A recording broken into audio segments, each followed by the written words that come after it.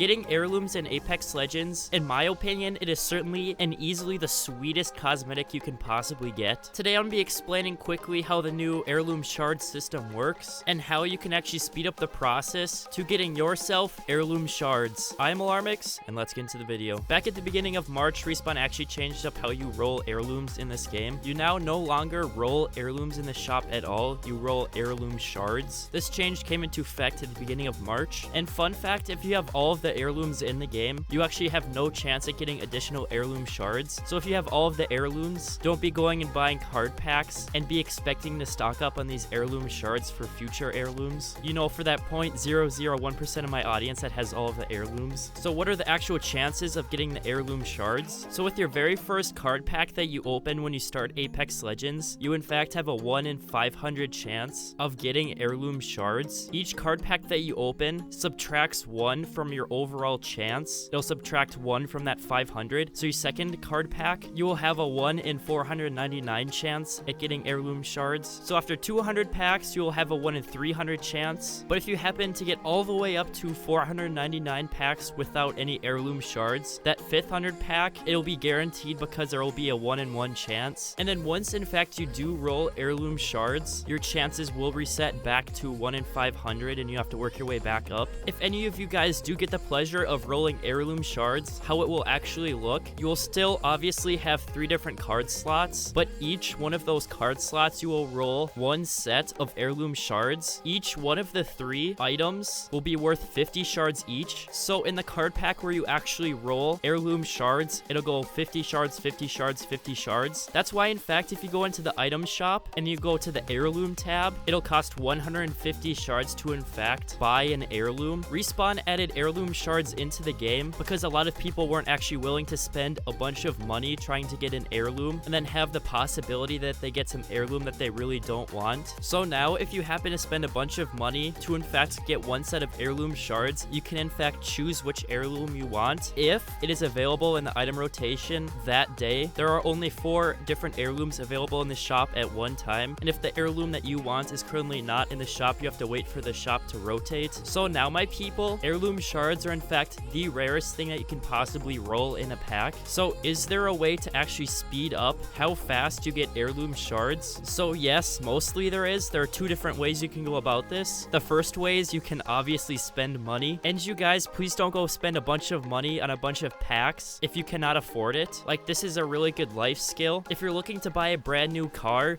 do not spend every last penny you have on that brand new car, because if you total it tomorrow, you will have $0. You'll be completely out. So don't go spend a bunch of money on card packs if you cannot afford the loss, if you do not in fact get that heirloom. So the second way you can go about getting Heirloom Shards faster, you can straight up just go at leveling up faster. I made a whole video dedicated to leveling up faster in Apex Legends, and I'm just going to sum that up really quickly here for you. So there are a wide variety of different things you can do inside of Apex Legends to actually give you XP, but there are certainly just a handful of things that you can do more often to in fact level up quite a bit faster. So some of the things that you can do inside of this game that really don't give you much XP: a kill gives you 50 XP each, killing the game leader 50 XP, reviving a teammate 25 XP, respawning a teammate 25 XP, and for each damage point done you get 0.25 XP. The reason I said these first is because the upcoming things are so much of more value than the things I just mentioned. So for time survived, you get right around 180 XP per minute survived. So for every minute you're alive in Apex Legends, you are practically getting like 3.5 kills per minute worth of XP. And if you play with a friend, you get 5% more of that 180 XP. If you actually manage to get in the top 3 teams/players, you get 300 XP. For a victory, you get 500 XP. So by far the easiest way to XP is just try to find a way to survive as long as possible in the game. Running and gunning probably isn't the best way to go about getting XP in Apex Legends unless you're just a complete god. Also, something else to get a pretty decent amount of XP for is killing the current Apex champion, but that's just kind of by random chance. So my people, now you know that surviving longer in games gives you more XP, but how do you actually do that? Well, if you are really dedicated to leveling up and getting Heirloom Shards faster, you can straight up just land far away from everyone else at a place where people don't go very often. But if you aren't very good at the game, I would try to find a friend. You could use Discord to find someone to play with, and you could straight up